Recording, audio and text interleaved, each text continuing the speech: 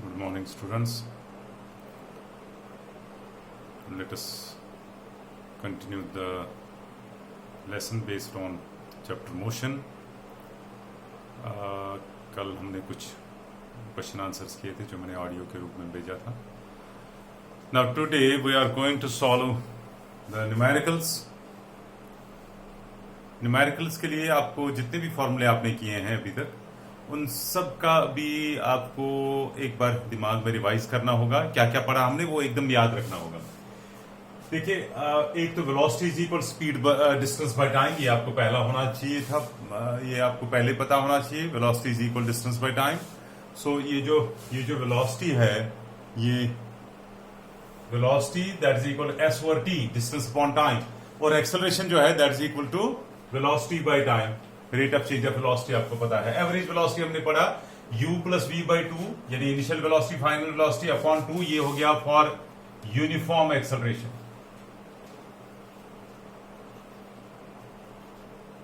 जब uniform acceleration हो तो ये यूज करना है, और अगर नॉन यूनिफॉर्म एक्सेलरेशन हो तो total distance by total time, ये भी पढ़ा है आप लोगों ने.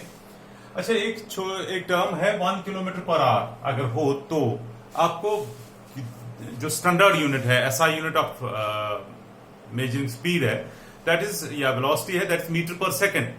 पर अगर वहां पे किलोमीटर पर आवर हो, वो आपको मीटर पर सेकंड में चेंज करना है. मैं ऐसे बताता हूं. 1 kilometre per hour means 1000 metre. Kilometre के बदले 1000 मीटर पर मतलब डिवाइड, और मतलब 3600 सेकंड. एक आवर में, एक घंटे में 3600 सेकंड 60 इंटू 60 करके दोनों को जब आप डिवाइड करोगे तो 2 0 कैंसिल होंगे. 2 5 10, 2 18 36. तो 5/18 अब ये बना मीटर पर सेकंड. सो अगर आपको कहीं पे भी किलोमीटर पर आवर है, उसको 5/18 से मल्टीप्लाई करने से मीटर पर सेकंड में आप कन्वर्ट कर सकते हो. नहीं याद आए तो मीटर को 1000 से मल्टीप्लाई करो और इसको 13600 से तब भी होएगा. फिर 3 इक्वेशन ऑफ मोशन जो आपने पढ़ी है, v is equal u plus a t, s is equal u t plus 1 of a t square, and v square minus u square is equal to 2as. ये एकदम आपके सामने सारी जितनी भी फॉर्मूले लगभग 7 के आसपास, इनका दिमाग में लेखा जोखा एकदम होना चाहिए. इसके अतिरिक्त आपको बेसिक आइडियाज होने चाहिए. देखो, अगर आप कोई चीज, सपोज ऊपर से कोई चीज गिर रहा है तो उसकी स्पीड बढ़ती जाएगी नीचे की, और जितना नीचे गिरता जाएगा तो वहां पे एक्सेलरेशन जो है वो पॉजिटिव हुई. अगर आप नीचे से ऊपर फेंकोगे तो उसकी स्पीड कम होती जाएगी. वहां पे एक्सेलरेशन तो होगी जरूर, लेकिन वो नेगेटिव एक्सेलरेशन, जिसको आप रिटार्डेशन या डिसेलरेशन कहते हैं. अगर नीचे से ऊपर की ओर जाता हो तो नेगेटिव एक्सेलरेशन, इसको कई बार रिटार्डेशन या डिसेलरेशन भी बोलते हैं. राइट. सो अगर स्पीड कम होती जा रही हो तो नेगेटिव एक्सेलरेशन, उसको रिटार्डेशन भी बोलते हैं. नेगेटिव एक्सेलरेशन यानी एक्सेलरेशन जितनी भी होगी आएगी, उसका माइनस वैल्यू आएगा. और अगर स्पीड बढ़ती जा रही हो तो एक्सेलरेशन पॉजिटिव आती है. पर अगर ना स्पीड बढ़े ना घटे तब जीरो एक्सेलरेशन. उसका मतलब एक्सेलरेशन है ही नहीं, कुछ भी नहीं, क्योंकि स्पीड ही चेंज नहीं हो रही है. ठीक. सो अब हम इसके आधार पर न्यूमेरिकल शुरू करेंगे. न्यूमेरिकल के से पहले जो, चाहे पहले एग्जाम्पल हो या न्यूमेरिकल हो, अभी मैं बताता हूं पहला कौन सा क्वेश्चन करेंगे हम. सो जो न्यूमेरिकल पहला है वो है न्यूमेरिकल नंबर 2. इस पेज नंबर स्टेट बोर्ड की बुक पे थे, 3rd पेज, और सीबीएसई की बुक पे आप चेक कर लेना कौन सा पेज है. Second question. A farmer moves along the boundary of a square field of side 10 meters in 40 seconds. What will be the magnitude of the displacement of the farmer at the end of 2 minutes and 20 seconds? एक किसान, एक square field है किसान के पास. ये field है, A B C D खेत है. इसका हर साइड स्क्वायर है, तो हर साइड 10 बुक में लिखा हुआ है. कहता है किसान को पूरा चक्कर काटने में 40 सेकंड लगते हैं. पूरा चक्कर काटने में. तो बताओ, 2 घंटे और 60 मिनट, 2 घंटे और 20 मिनट, 2 hours and 20 मिनट्स के बाद वो उसका डिस्प्लेसमेंट क्या होगा. डिस्प्लेसमेंट हो गया direct distance between initial point and final point. तो पहले हम देखेंगे 2 घंटे और 20 मिनट के बाद वो कहां पहुंच गया होगा. देखिए, मैंने 2 घंटे और 20 मिनट सेकंड्स में कन्वर्ट किया. 2 आवर्स नहीं, 2 मिनट्स एंड 20 सेकंड्स है. 2 मिनट्स एंड 20 सेकंड्स. 2 मिनट्स हो गए, 2 6 12, 120 प्लस 20 हो गया 140 सेकंड से सारे हो गए. 2 आवर्स नहीं था ये, 2 मिनट्स एंड 20 सेकंड्स. अच्छा, मैंने इसको भी रहने देते हैं। मैंने ये लिखा, since the farmer completes one round है, ये one round of the field in 40 second, पूरा चक्कर काटने में उसको 40 सेकंड लगते हैं। तो 140 सेकंड में कितने राउंड होंगे? एक राउंड हो गया 40 सेकंड, और 40 और 40, तो मैंने इसको डिवाइड किया, 140 को 40 से डिवाइड किया, 3.5 राउंड करेगा वो। यानी 140 सेकंड्स में एक राउंड हो गया 40, और 40 80, और 40 120, फिर तो 3 राउंड कंप्लीट हो जाएंगे करके, और तीसरे राउंड के बाद 3.5 राउंड, 3.5 आधा राउंड हुआ, यहां से यहां रुकेगा। तो वो जब वो राउंड दे रहा होगा तो वो यहां पे लास्ट में यहां एक राउंड कंप्लीट करेगा, ऐसे ऐसे करता जाएगा, और लास्ट में वो यहां पे रुक जाएगा 3.5 राउंड, 3 राउंड पूरे और आधा राउंड पे यहां पे रुकेगा। सो डिस्प्लेसमेंट कितना? शुरू यहां से किया था, 3.5 और आधा राउंड करके यहां पहुंचा, तो फिर डिस्प्लेसमेंट डायरेक्ट डिस्टेंस हुई, सो दैट इज AC, ये डिस्प्लेसमेंट हुआ। लेकिन ये कितना होगा, इसकी लेंथ कितनी होगी, A से C तक कितनी होगी, मैं कैलकुलेट करके मैंने बताया 3 point round, he will be at C after 3.5 round. 3.5 round करने के बाद वो यहां से अगर शुरू किया, 3 चक्कर पूरे, 1 2 3 और आधा 3.5 यहां पे पहुंच गया। अब डिस्प्लेसमेंट आफ्टर 140 सेकंड्स, अगर उसने if the farmer starts from point A, अगर उसने A से शुरू किया तो यहां पे फाइनली रुक गया होगा वो। So what is this AC equal to, मैं पाइथागोरस थ्योरम ABC ट्राइंगल पे लगाऊंगा, in right triangle ABC, AC square is equal to hypotenuse square is equal base plus ये हो गया 10 प्लस 10 फिर से, तो ये 10 स्क्वायर प्लस 10 स्क्वायर हो गया 100 प्लस 100, तो AC square is equal to 2 times 100, क्योंकि 2 बारी 100, तो 2 बारी जब ये स्क्वायर हटाओगे यहाँ रूट चलेगा, 100 का रूट 10 और 2 तो ऐसे ही रहेगा 10 रूट 2।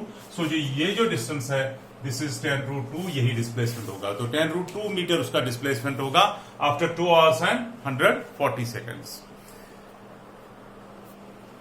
सो एक क्वेश्चन है आपकी बुक की, एक एग्जाम्पल है, एग्जाम्पल 1 है, an object travels 16 metre in 40 seconds and then another 16 metre in 2 seconds, what is the average speed. एक चीज है, एक कोई बॉडी है, वो पहले 16 मीटर दूर जाती है तब 4 सेकंड लगते हैं, फिर स्पीड थोड़ी कम हो जाती है, उसी 16 मीटर को चलने में 2 सेकंड लगते हैं, स्पीड थोड़ी सी ज्यादा हो जाती है। तो आपको एवरेज स्पीड, क्योंकि हमें एवरेज स्पीड के लिए 2 फॉर्मूला है, इधर u प्लस v/2 अगर यूनिफॉर्म एक्सेलरेशन हो, नहीं तो total distance by total time. क्योंकि यहाँ पे uv का सवाल ही नहीं, हमें तो टोटल डिस्टेंस और टोटल टाइम पता है। मैं लिखूंगा average speed is equal total distance by total time. पहले 16 और टोटल डिस्टेंस हुई, टोटल टाइम को ऐड करते हैं, वो नीचे लिखा, डिवाइड करके आंसर मीटर पर सेकंड में आपने लिखा। यूनिट लिखना बहुत जरूरी है, ऐसा ना हो कि आप ये नहीं लिखोगे लास्ट में ये क्या चीज है, मीटर है, किलोमीटर है, मीटर पर सेकंड है, मीटर पर सेकंड स्क्वायर है, जो भी आएगा आपको लिखना पड़ेगा। एक और बुक का क्वेश्चन है आगे, एग्जाम्पल 5 है बुक की। During an experiment a signal from a spaceship reaches the ground station in 5 minutes. What was the distance of the spaceship from the ground station? The signal travels at a speed of light, that is 3 into 10⁸. कुछ books में ये 108 लिखा है, 108 नहीं है, ये 10⁸ है, 10⁸ metre पर सेकेंड। तो आपको स्पेसशिप है कोई, पर स्पेस में कोई शिप उड़ रहा है, जमीन से हमने उसको सिग्नल भेजी, तो सिग्नल पहुंच गई उधर 5 मिनट में, तो उसका मतलब टाइम लगा 5 मिनट। आपको हमेशा जब भी क्वेश्चन पढ़ोगे, जो इन्फॉर्मेशन आपको मिलती है वो एब्रिविएशन में लिख के रखोगे, जो मालूम करना है वो भी एब्रिविएशन में, फिर फॉर्मूले अप्लाई करने हैं। टी कहता है टाइम है 5 सेकंड्स, क्योंकि कह रहा है इसमें टाइम 5 सेकंड लगे, 5 मिनट लगे, 5 मिनट हो गए 300 सेकंड, 5 into 60 करके। सो वेलोसिटी कह रहा है ये किस रफ्तार से सिग्नल जा रही है उधर की ओर, वो है 3 into 10⁸ मीटर पर सेकंड। ये तो बुक में लिखा है, आपको यहां और यहां इस पे जमीन और उस स्पेसशिप के बीच में दूरी कैलकुलेट करनी है। आप एस निकालते हो, फॉर्मूला लगाते हो, v = s/t, आपके पास है v = s rate of change of distance. तो आपने या डिस्प्लेसमेंट आपने वैल्यू दे दिया, 3 into 10⁸ इधर लिखा, s पता नहीं वो तो निकालना है, और 300 टाइम्स टाइम 300 लगा, 300 यहां मल्टीप्लाई हुआ, सो s = 3 into 10⁸ into 300। देखो ये 8वीं में आपने सीखा है, ये स्टैंडर्ड तरीका लिखने का नहीं है। स्टैंडर्ड तरीका ये होता है कि आपके पास एक नंबर हो और 10⁻ समथिंग के रूप में लिखोगे, आप ऐसे नहीं लिख सकते हो। मैंने 900 को 9 into 10⁻2 किया, क्योंकि 10⁻2 100 हुआ, 100 into 9 900, इंटू 10⁸ तो बेस 1000 से पावर्स को ऐड किया तो 10⁻10 इंटू 9.0 ये आपका इतने मीटर डिस्टेंस होगी। ये ध्यान रहे आपको एक्सप्रेस करना है, मीटर हो या किलोमीटर हो या जो भी हो। तो इस तरह से आप 1.2 एग्जाम्पल ट्राई करोगे, समझ में आया मेरे को लिखोगे, समझ में आया हम करते हैं तो करके दोगे, नहीं समझ में आया जिस बच्चे को नहीं आएगा वो मेरे को बता देगा। मैं हिंट दूं सिर्फ, the odometer of A car reads 2000 kilometre at the start of the trip and 2400 kilometre at the end of the trip. जब आपने गाड़ी चलाना शुरू की, उस ऑडोमीटर जो लगा होता है आपकी गाड़ी पे, ऑडोमीटर डिस्टेंस बताता है, उस पर 2000 चढ़ा हुआ था। फिर आप बहुत दूर चले गए और उस पर तब आया 2400, इसका मतलब 400 मीटर दूर गए तो डिस्टेंस 400 मीटर हुई।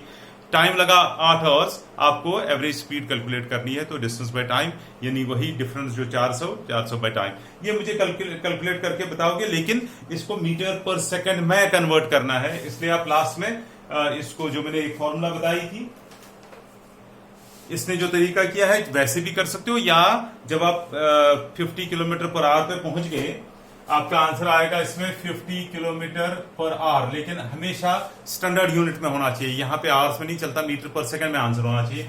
तो मैंने पीछे बताया था 50 को मल्टीप्लाई करोगे क्या 5/18 से, शायद याद करो, 1000/3600 कैंसिल, हाँ 5/18 से जो मल्टीप्लाई करोगे, अभी तक ये किलोमीटर पर आवर था, अब ये मीटर पर सेकंड होगा। बस जितना भी आंसर आएगा वो मीटर पर सेकंड में इसका आंसर आ जाएगा। सो आज का इतना ही। होपफुली आप कल कंप्लीट करके, कल तक मेरे को सारा असाइनमेंट, हो सकता है किसी बच्चे को समझने में दिक्कत हो, वो मेरे को पर्सनली, क्योंकि आज मैंने कहा संडे के दिन जो आपके क्लासेस होते हैं वो हैं डाउट क्लियरेंस क्लासेस। तो अगर आप में किसी को भी कहीं पे संदेह हो, एक और बात इंपॉर्टेंट ये है कि कुछ बच्चे, शिकायत आई है कि कुछ बच्चे बहुत लेट तक मोबाइल पे बैठ जाते हैं काम करने के लिए, ये सोच के घर वालों को भी बेचारे वो कैसे रोकेंगे, क्योंकि आजकल मोबाइल ही से सब कुछ पढ़ाई होती है। तो आप मैं पेरेंट्स को बार बार एक संदेश देना चाहता हूं कि आप अपने बच्चों को, जब वो काम करते होंगे, आपको उनके साथ बैठना पड़ेगा, क्योंकि ये जो इंटरनेट है इसमें फायदे भी बहुत हैं, लेकिन ये मिस इन्फॉर्मेशन भी दे सकता है, जिससे बच्चा लगे ये काम कर रहा है जबकि वो चैटिंग कर रहा होगा अपने दोस्तों के साथ, तो आपको पता नहीं चलेगा।